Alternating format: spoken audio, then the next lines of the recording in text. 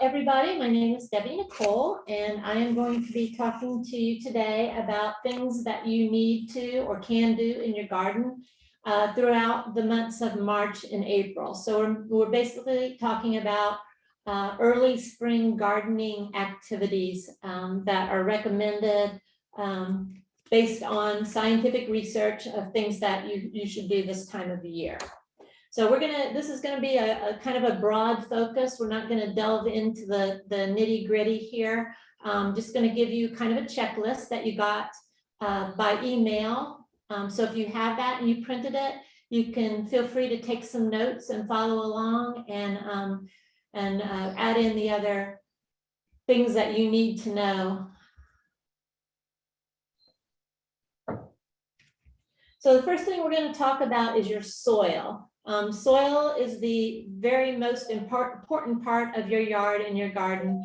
If you don't have good soil, it doesn't matter how great your plants are that you buy, they're not going to do well if your soil isn't good. So if you haven't gotten a soil test, we highly recommend that you go either order online or pick up a soil test and have your soil tested to find out how much organic matter you have, how much nutrients you may need to add as far as fertilizers and those kind of things go. pH of your soil, whether or not your soil is too acidic or too alkaline to grow the crops that you want to grow. So that's why it's a great idea to get a soil test. Otherwise, you don't really know what your soil needs. Once you get those soil test results, and it could take a while if you haven't done it already, you may not get them in time at this point, but you can still try. So get your soil test. If your soil test recommends that you add any amendments to your soil, you can do that before you plant your crops. You don't want to work on your soil when it's wet. It's a good idea to wait till it dries out a little bit if it's too wet. And how you know if your soil is okay, you take up a handful of soil in your hand and you squeeze it into a ball and bounce it around, and it should break apart and crumble. That means it's the right texture to start working your soil. If you have a compost pile, it's a good idea to start turning that over and getting it ready. And if you don't have a compost pile, compost is an excellent source of organic matter to add to your soil. So we highly recommend, if you can, I know a lot of neighborhoods don't allow you to have a compost pile. But if you can get a compost pile started, it's a good time to do that. And then finally, before you plant your plants, you want to add about 1 inch of compost over the top layer of your soil in your gardens, especially for vegetables, and kind of just work that into the top inch. We don't recommend adding fresh manure though. You can add well composted manure. Fresh manure can burn your plants because it's so very high in nitrogen and ammonia. So don't add fresh manure to your garden at this time.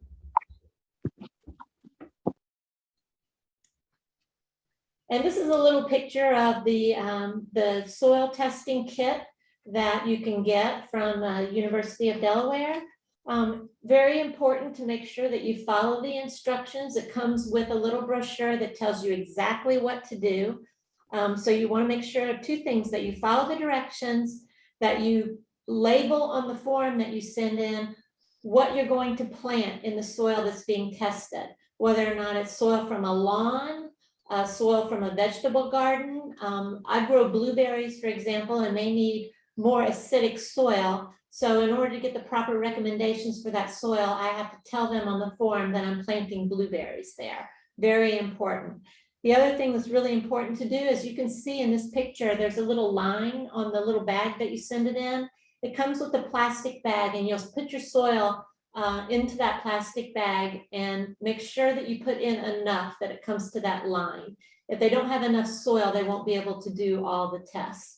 And the cost for this test is now $17 for every sample. So if you want to take 3 samples, like I take 1 from my vegetable garden, 1 from my lawn, and 1 from my blueberry bed area, that would be $17 for each of those samples.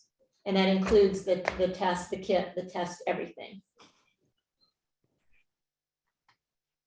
Okay, your lawn and your turf grasses. Spring happens to be the second best time to seed your lawn. Fall is the very best time to seed, but in the spring, if you need to seed bare spots, you can do that. It's best to finish all your seeding by late April before it gets too hot. Grasses usually like cooler weathers in our area to germinate. So you can go ahead and get those bare spots filled in. Also in this time of year, if you're adding crabgrass preventers or any kind of weed pre-emergent type things to your lawn, the time we do it is when the forsythia blooms in Delaware. So this usually happens when the soil temperatures are about 55 degrees for at least about a week to 10 days. And make sure that you follow the label directions on any chemicals that you put into your lawn. If you are going to put seed in your lawn, make sure you don't put pre-emergents at the same time, because those pre-emergents will also keep your grass seed from emerging. The other thing you don't want to do is feed your lawn in the spring. You can, but the best time to feed your lawn is in the fall, because you're feeding the roots and not the grass. It's really important for a lawn, especially if the summer is hot and dry, to have a good root system, a good deep root system. So you want to feed the roots in the fall rather than the spring. In the spring, you'll probably start mowing the lawn. It's really important not to cut your grass too short. You don't want to cut off more than a third of the leaf when you mow it. Otherwise, your grass can suffer, especially when it gets hot and dry. If you've planted any cover crops in your gardens or your lawn, you can till them in about the middle of April. If you have cover crops and you're doing a no-till type garden, you can actually cut those cover crops off and let them lie and decompose on top of the soil. You can also, to prevent weeds, you can use weed barriers, tarps, and you can put cardboard over your garden to keep the weeds sprouting where you don't want them to sprout. So cover crops are awesome. They provide what we call green manure, and this adds nitrogen to your soil naturally. And here's a little image I like to show, because it shows why you don't want to cut your grass too short. You can see the grass that's been cut really short. The roots aren't that deep, which means when your soil dries out, they need to be longer to get to the more moisture in the soil. So the longer your grass is, the deeper the roots will grow. Of course, you don't want to let your grass get too tall. You need to maintain it around 3 inches.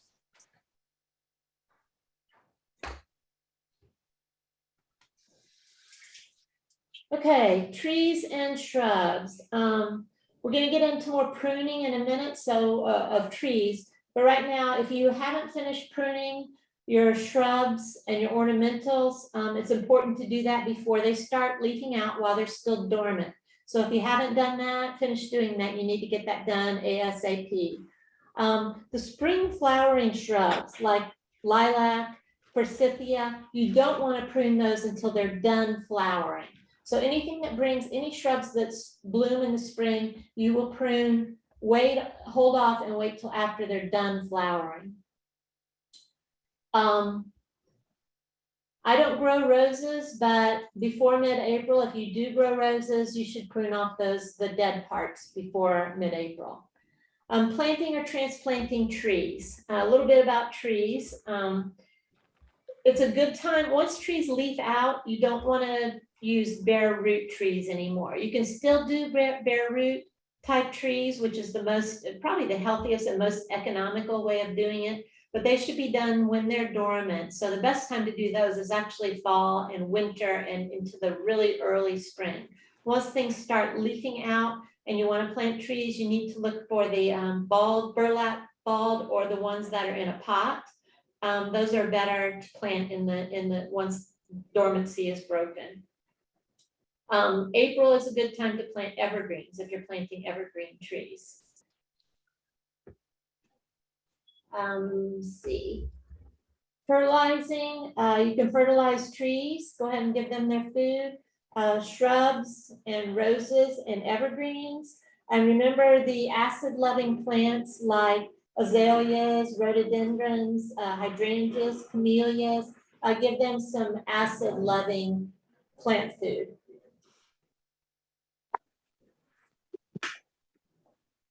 Okay, this is a little chart which shows the proper way of pruning larger branches. If you have branches, dead branches on trees that are small and you can get them with just pruners or loppers, you can go ahead and get those with one cut. Make sure you don't cut through that branch collar, as you can see in the picture. That's the part of the tree it needs to heal over properly, to heal that wound that you make by cutting that branch.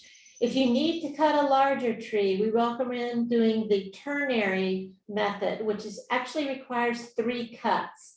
You can see the first cut is made as an undercut, made at point A on either of these pictures. What this does is that keeps the bark from ripping off once the branch is cut. So once you make that undercut, then you can go at point B and cut from the top, make a top cut and cut that branch off above the notch that you made. And then finally your third cut, you will go back and cut from point C to D, just outside the collar. And this is the healthy way to prune a tree that allows it to heal over that cut area properly.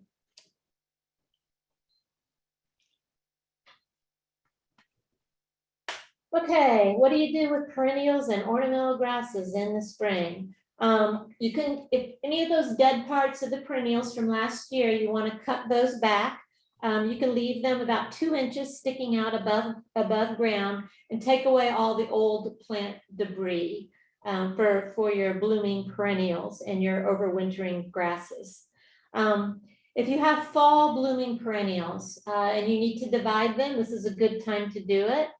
And so you have to dig those up and divide them. And I have a graphic on the next slide that we'll talk about that.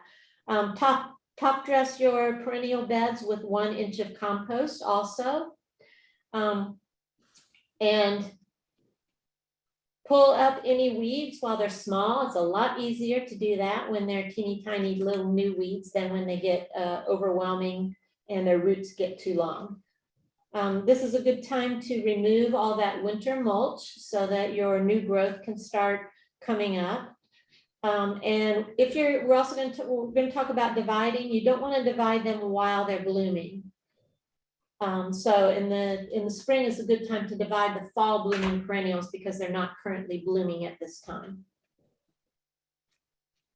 So here's a good way of dividing a perennial. You can just dig it up and use a knife is a good way to cut those apart at the roots. And you take 1 plant and you get 2 plants. So this is a way of creating new plants from the ones you have. It's a lot healthier for your plants to do this.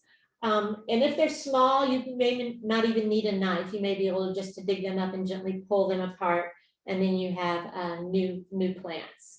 So this is how you divide perennials. In the past, we've had a whole workshop about how to do this. So hopefully we'll be able to do this again at some point in person. So you can get hands-on experience doing that.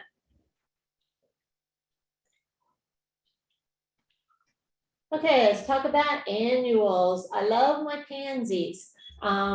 This is a good time. They're cool weather. They like cool weather. Your pansies and some of these flowers will actually fade out and die once it gets too warm. You can plant plants from nurseries. I'm talking about here the ones that are already grown. Pansies, snapdragons, calendula, African daisies, dianthus, petunias, sweet alyssum, geraniums, and cyclamen can all be planted outside now or soon before the end of April. You can start some of your summer annuals indoors at this time, the ones that like warmer weather in the summer. Begonias, sweet peas, impatiens can be started indoors. If you're good at that, I have never had good luck starting flowers indoors.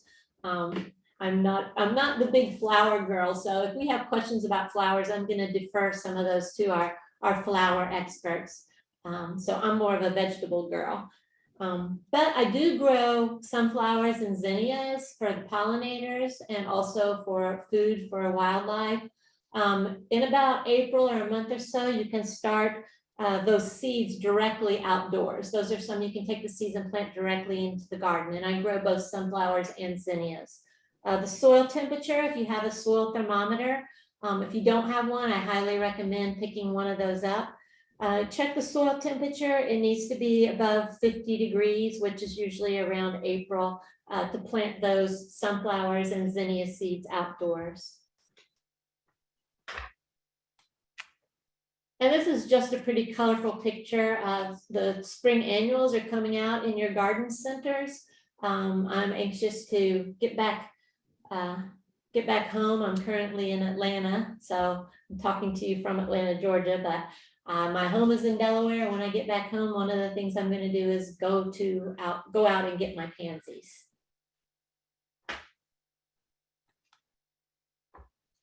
Okay, let's talk a little bit about bulbs.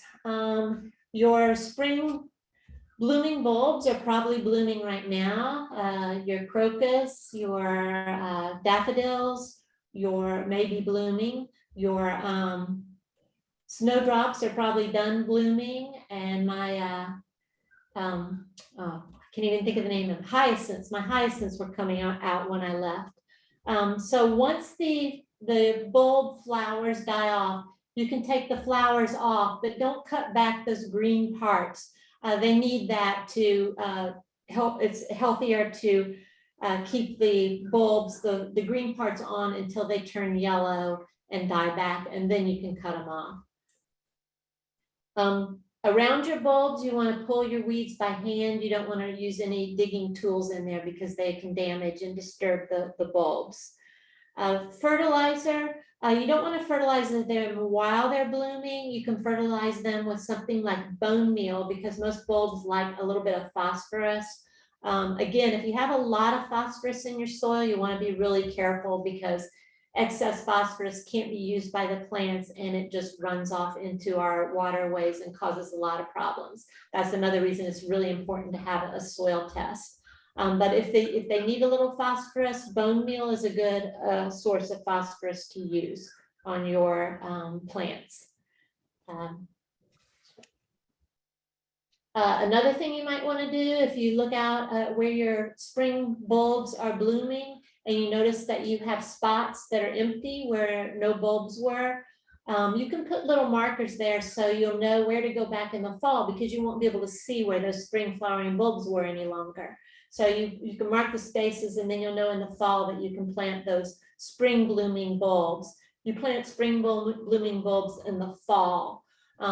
So right now, what you can plant is your summer and your late summer into fall blooming bulbs like dahlias, gladiola, calla lilies. One of my favorites is canna lilies. Those can also be planted now.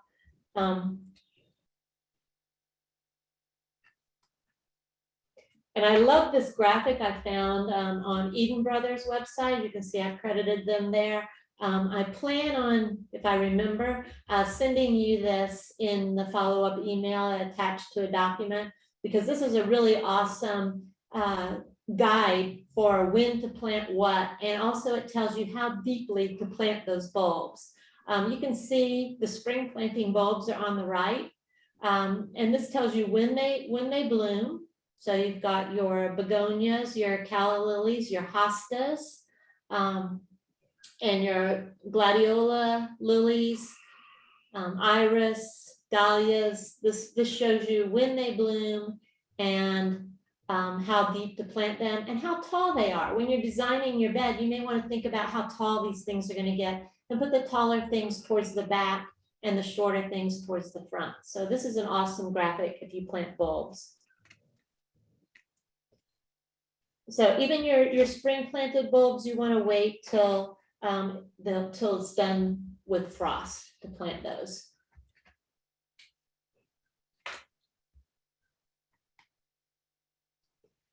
Okay, fruit and fruit trees, strawberries. I do grow a lot of berries. If you mulched your strawberries at the end of the fall, Once you can see the new growth starting, you can take that mulch off. And I actually looked at mine and they were already growing new leaves, so I already removed my mulch before I left.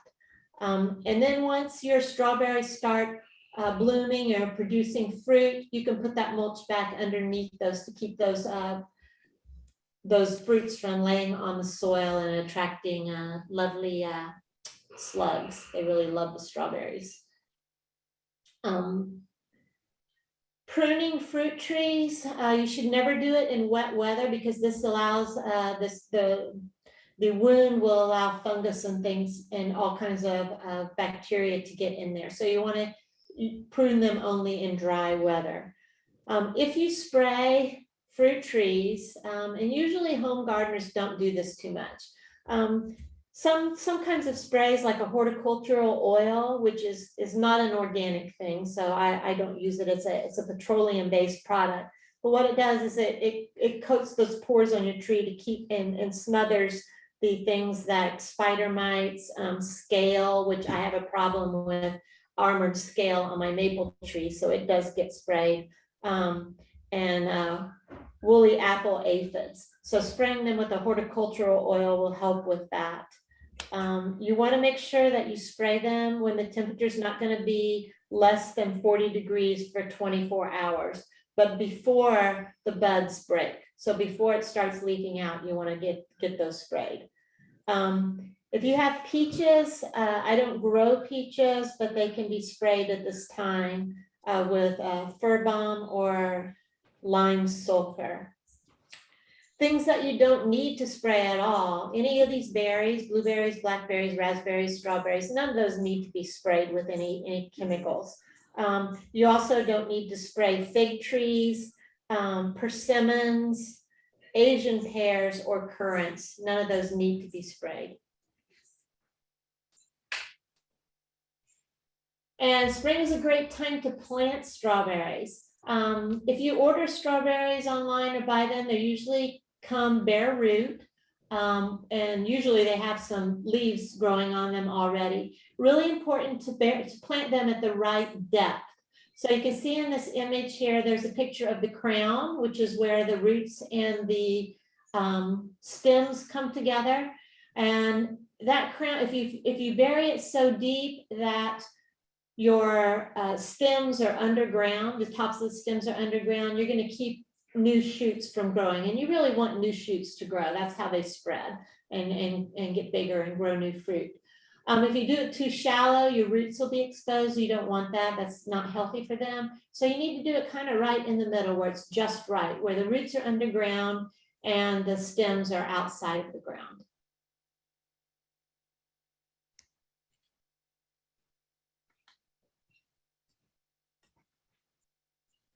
Okay, vegetables and herbs. Now I'm more in my zone here. Spring is a great time. Early spring is a good time to plant root crops, potatoes, onions, radishes, turnips. You can plant carrots also as a root crop.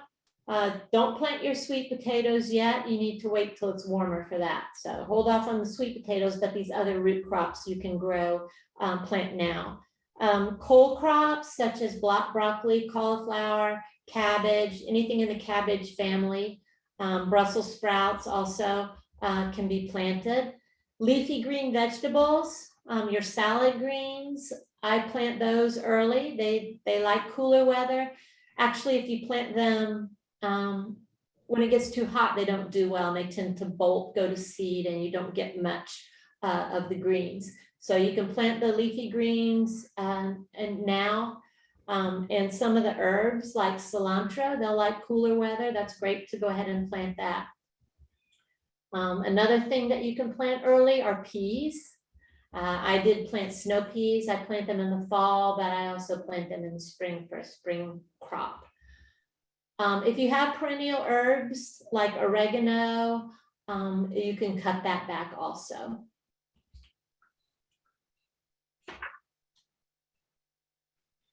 And here is just a little image of the root crops that you can plant.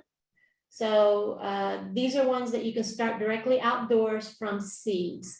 carrots, beets if you grow those, potatoes. So you can go ahead and plant those in your garden from seed. Carrots really need to be planted from seed.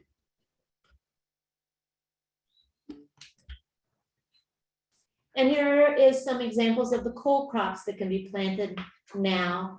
The ones you start outdoors from seed, as you can see, kale, and again, peas, onions, radishes, spinach, lettuce, turnips. You can all start those outdoors by planting seeds.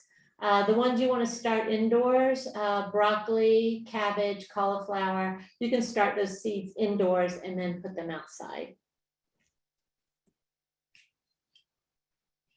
These graphics I got from this website here. As you can see pictured, this is a great website for all kinds of early spring gardening tips.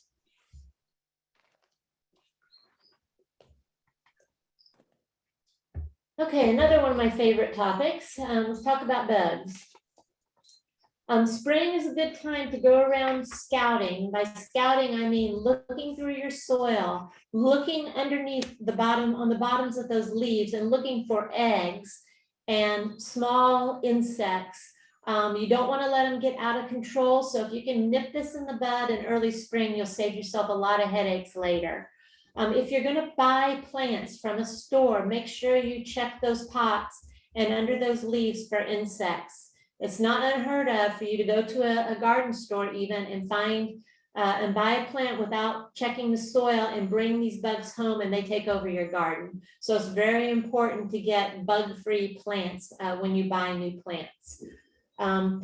The soil, some things will overwinter. I have a big problem with squash bugs in my garden and I won't see them this time of year, but they do overwinter in the soil. So if you want to poke around and find any of those and squish them, before they get out of control, you'll have a lot better luck with your cucurbits. For the squash bugs will eat your cucumbers, your squash, your melons. They are one of the few bugs that I don't mind squishing. Japanese beetles is the other one. Squash bugs and Japanese beetles are my enemies. So another thing you can do when we say use strategies to protect plants, you can use row covers to keep insects from landing on your plants and laying eggs. But you have to remember that using row covers will also keep the pollinators off your plants. So you don't want to cover plants that need to be pollinated. Lettuces and things like that don't require pollination. So you don't need to worry about that with those. But tomatoes and things like that, you want to make sure you don't cover them for too long anyway, once they start blooming, or you're going to keep your pollinators from reaching those blooms. Another thing you can use that's a physical thing is sticky traps. I did this one year. I had some little, they almost look like plant markers, only they have a sticky coating on them that attracts some of the insects and they will stick to them. But you have to remember that they'll stick to good bugs and bad bugs.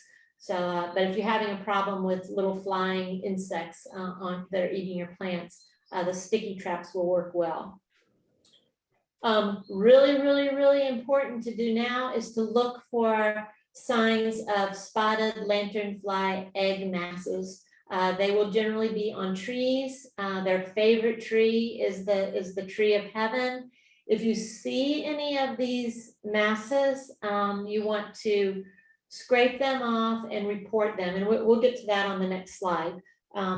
So a word about integrated pest management. This is what IPM stands for. You want to make sure that you're practicing these good practices for managing insects. There's biological control, which is attracting good bugs that will eat the bad bugs.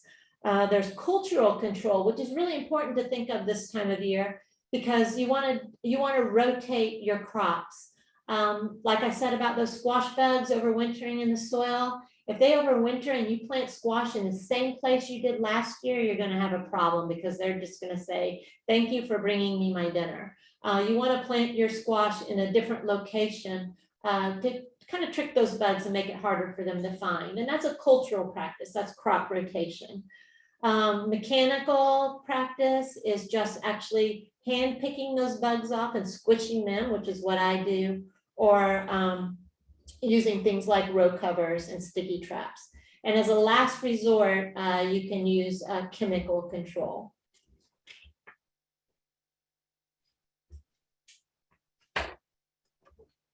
This is a graphic about the life cycle of a spotted lanternfly.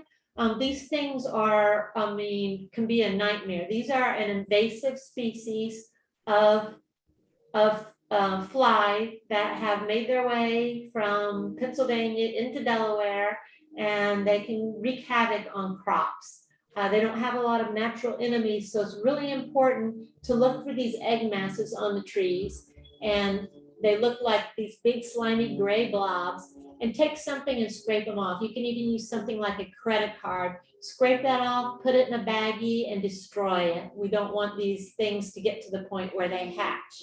As you can see, they hatch around May. So if you can get those all taken care of, scout for them, look for them, destroy them. If you need help and you're in Delaware, you can call the Delaware Department of Agriculture at that number and tell them, and they will be more than happy to help you out with taking care of the spotted lanternfly problem.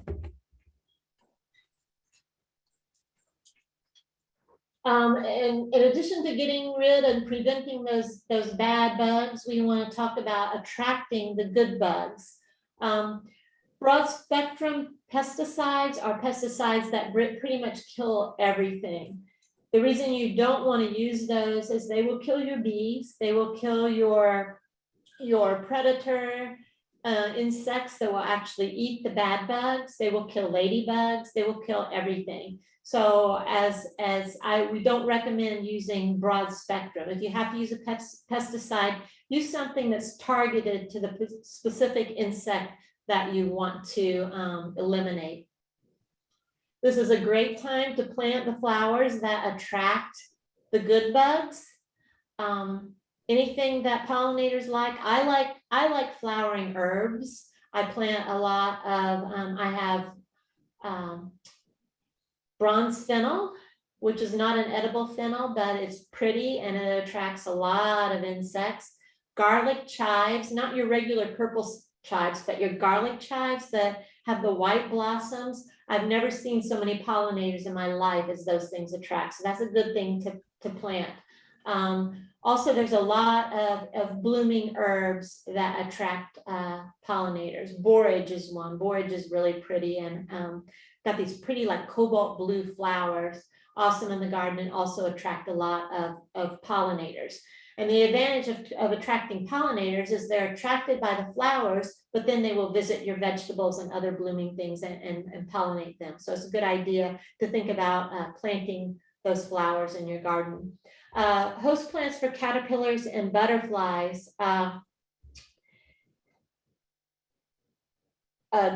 See, sunflowers, Joe Pye weed, coneflower, purple verbena, black-eyed Susans, bee balm, and purple asters all will attract pollinators. For the caterpillars, if you want to attract my favorite, which we're going to get to on the next slide again, which is the eastern black swallowtail, you need to think about growing parsley. It also likes my bronze fennel and dill. And it'll also be attracted to the tops of your carrots. If you're planting carrots, you may get some caterpillars on your carrot tops. It's okay, I like to share my parsley. I have more parsley than I could ever eat, and I do share my parsley and dill with those caterpillars.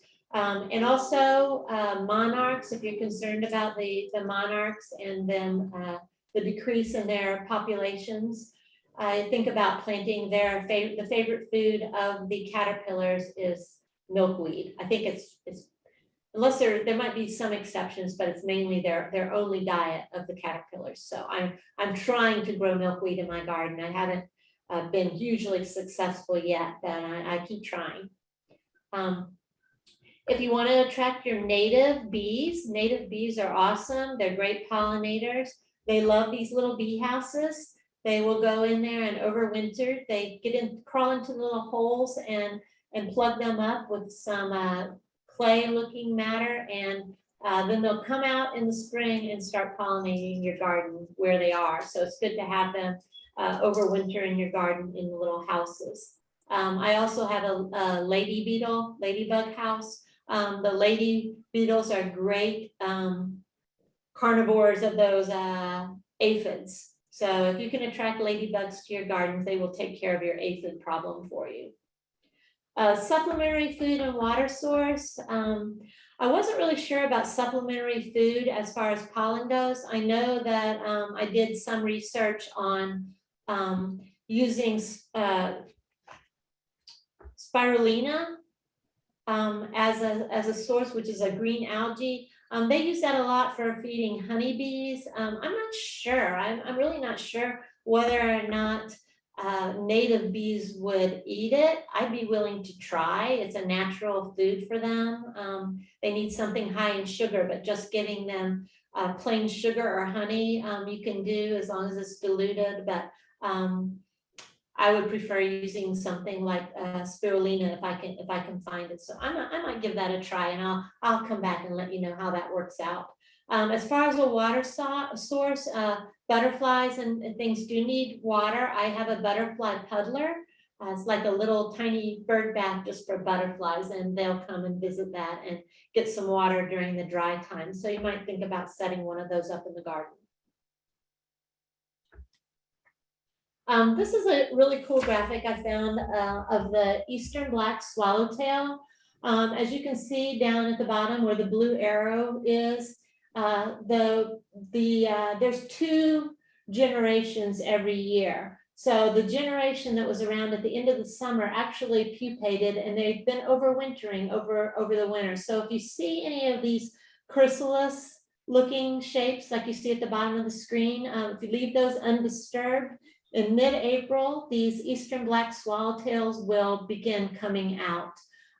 They will mate and lay their eggs, as you can see, on fennel, parsley, and carrot tops, dill also. And then you'll have your generation, your spring generation of eastern black swallowtails. Beautiful, beautiful butterflies. I love seeing them around my garden, and they also help with pollination. So great to be able to attract them with some of those herbs. If you're thinking about monarchs, the monarchs they overwinter in Mexico, and they actually migrate. There's like 4 generations of monarchs a year. So they come up from Mexico around April. They start coming up to Mexico, go into Texas, and then they will stay there and produce another generation. And about the 3rd generation will get to Delaware later in the spring into the early summer. So it's a good time to make sure that you have some milkweed ready for them. They will come and produce their 4th generation, and it will go up as far as into Canada. And then when it starts cooling off, they will turn around and head back to Mexico. And that will actually be the 4th generation of them that heads back to Mexico to overwinter, and it starts over again the next year. Wildlife in your garden. Birds are awesome. I love having birds around. They will eat, especially in the spring. The baby birds eat solely insects. So your adult birds that are building nests in your garden now, getting ready to produce their young, they will be feeding those young birds insects until they're ready to get off on their own. Adult birds, a lot of them will eat only berries, but some of them will also eat insects. A good example are the cardinals. I love the cardinals because they will eat those Japanese beetle grubs. They're like the only bird around that will eat Japanese beetle grubs, and I like that. That makes me happy to see them eating those. Make sure if you want to attract birds, you have secure places for them to build their nest in the spring. Have a water source for them. Your bird feeders, if you've had bird feeders out over the winter, you probably want to clean them and get rid of all the accumulation of bacteria and things that might be on those. Berries, insects, I've said that adults will eat berries. Some will eat both berries and insects. So you leave some out for them. Snakes and turtles.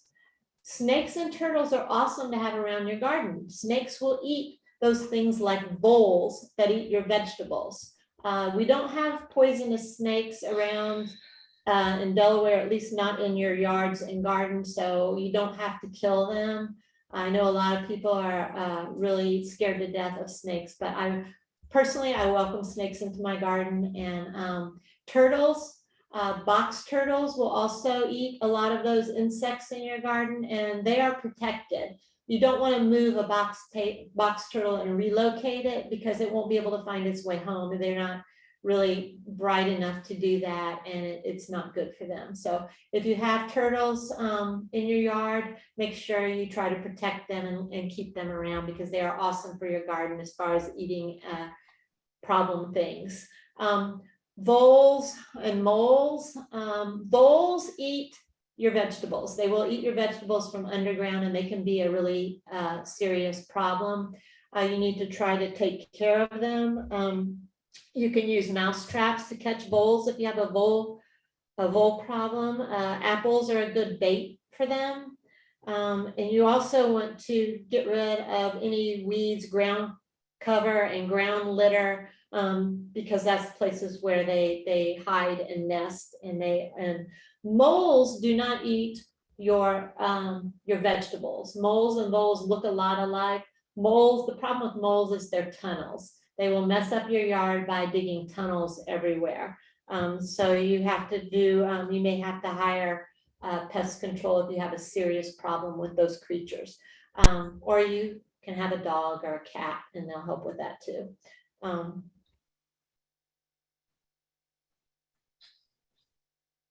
If you want to protect the wildlife in your garden, you might want to think about becoming a certified wildlife habitat.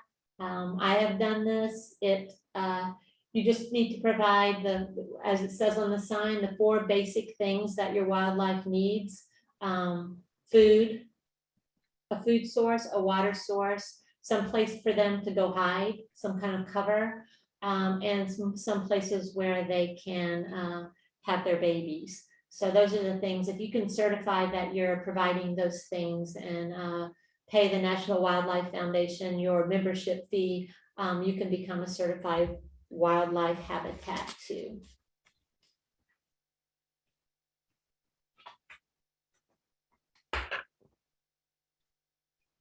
And I believe that covers the spring checklist. These resources I will send to you in the follow-up. And now we are ready to find out if we have any questions, and I will do my best to answer questions. If it covers a topic that I don't feel comfortable answering, I'm going to defer it to some of my other experts that are here on the presentation with us. So let me get out of this and get where I can see you all. So there are a couple of questions so far, and also several comments. Okay. All right, the first question reads, my garden is heavily invested with cucumber beetles. I'm starting a raised bed 100 feet from the original location. Would that prevent the cucumber beetles coming over? I will not plant cucumbers in the old garden. Maybe, maybe not. I couldn't get cucumbers to grow last year because I actually think the bunnies were eating them. But the planting it far away, personally, what I would do would be to take a year off and hope the cucumber beetles go somewhere else. I know they can just annihilate your cucumber crop. Also, those beneficial insects will help. Beneficial insects will help eat those cucumber beetles if you can attract any of those, like praying mantis is good, but the praying mantis will eat everything. Assassin bugs, I love my assassin bugs. My sunflowers attract a lot of assassin bugs, but they also eat anything.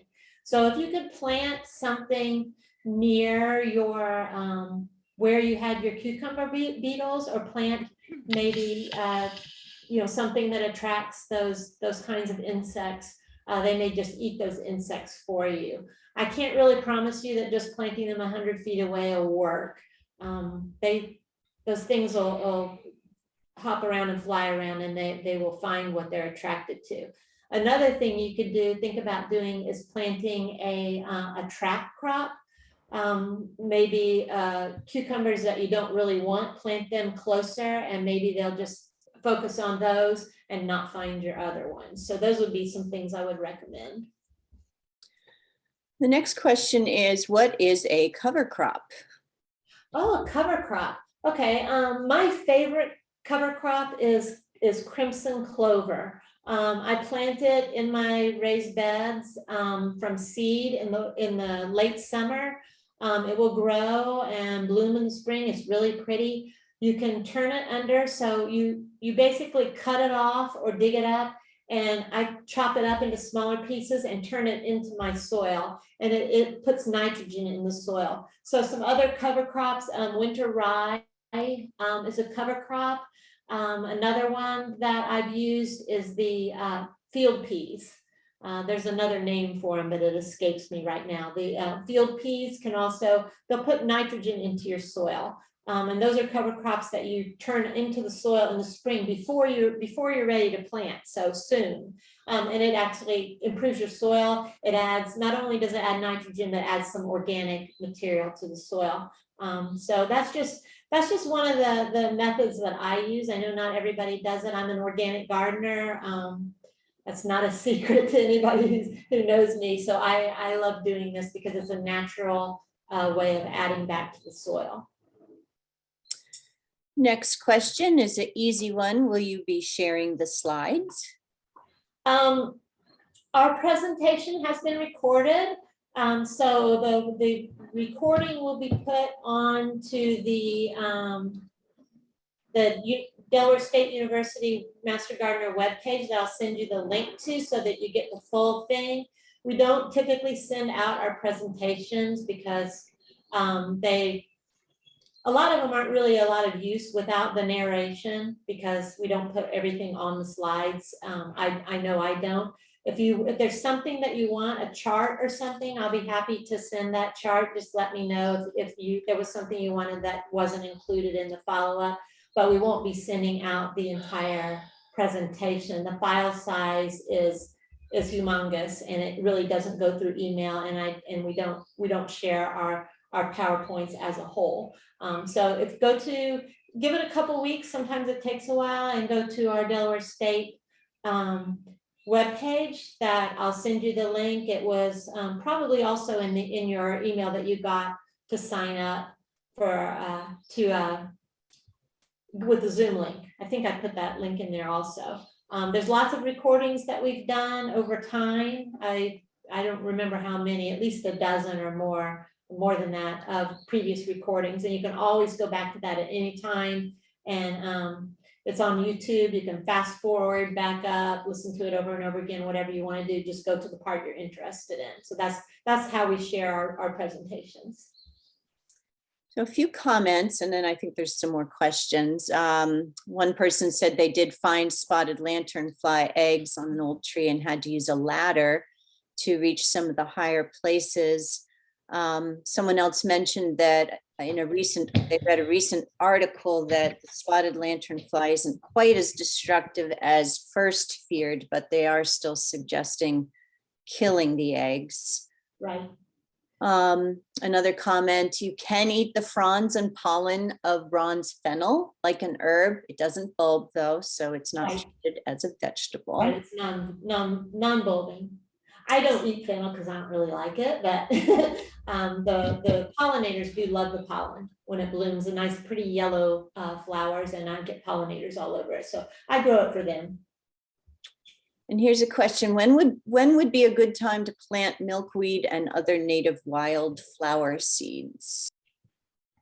I would like to defer this to Anita. I haven't, like I said, I haven't had a lot of success in growing milkweed so far. I've tried to grow it I mean, people say it reseeds itself like crazy, and I have butterfly weed. My butterfly weed did fine, but I got no monarchs, caterpillars on it at all, and I don't even know why.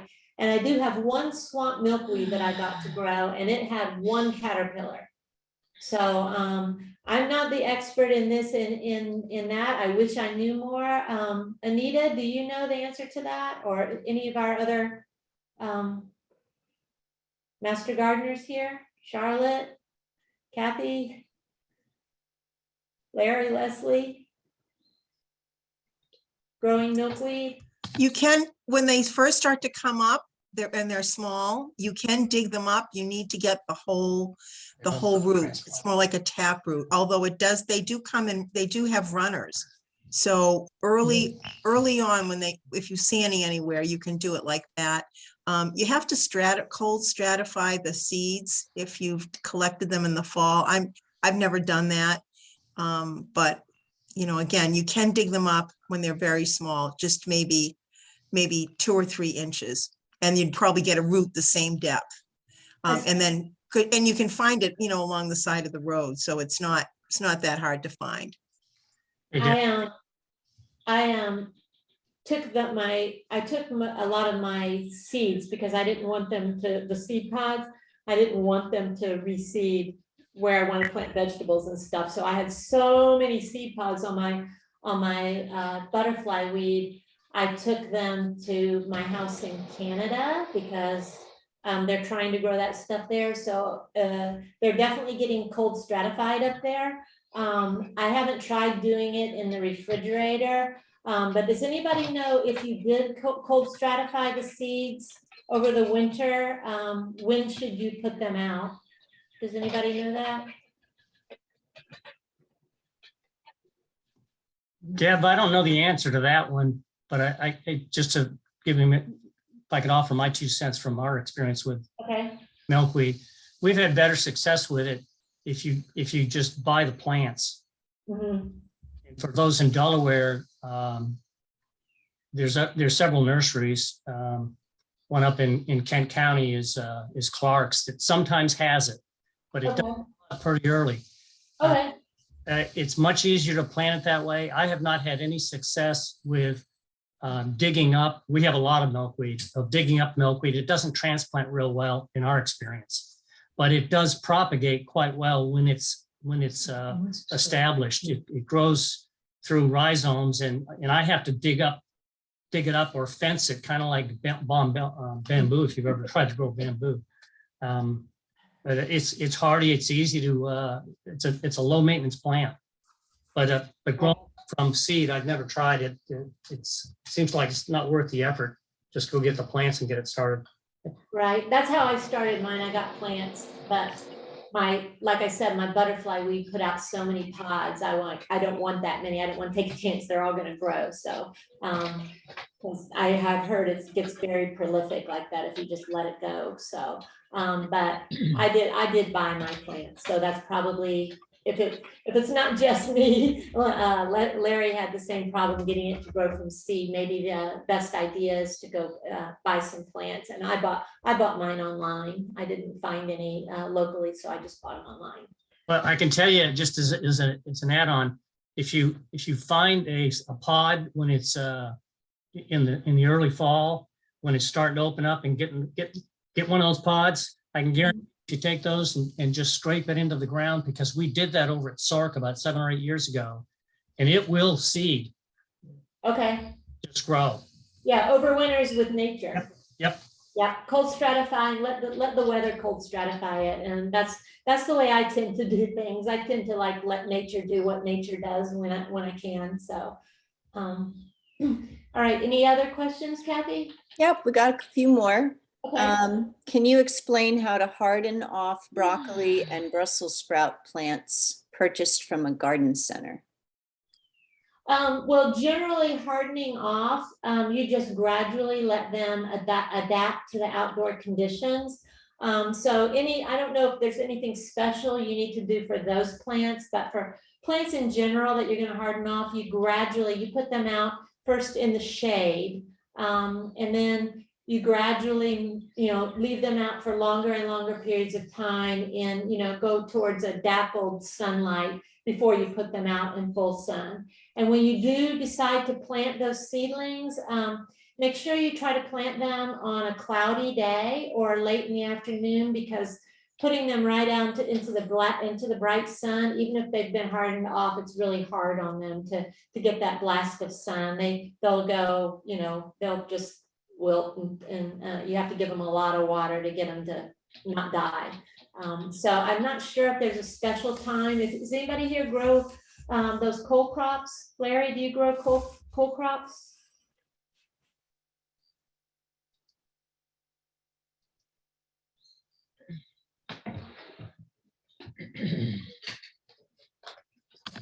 Sorry, we don't grow either one. We tried it, but we had too much trouble with bugs.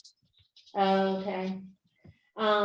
I've gotten kale to grow, but I don't do it much because I'm not really a big kale fan either. I do love broccoli, and I tried to get it to grow one year and it didn't do very well. I know broccoli likes you to have a soil that's fairly higher in boron, I believe. So maybe my soil just wasn't right for growing broccoli. Hello, Okay. I would like to make a comment. Yes, May I make a, okay? sure. I'd make a comment about the spotted lantern beetles. Okay. Last year, I had a big infestation in my hedges and I called up the UD number and I got an answering machine and they never called back. I called them again. I got the answering machine, and they never called back. However, I devised my own strategy for getting rid of them. And that was that I inadvertently killed a female that was right near my mailbox. And apparently the pheromones attracted the males. And as soon as they got on the spot, I just would grab them real fast and squash them in my hand. Yeah. So I killed a whole bunch of them. Yeah, once they're out, you have to kill the animals.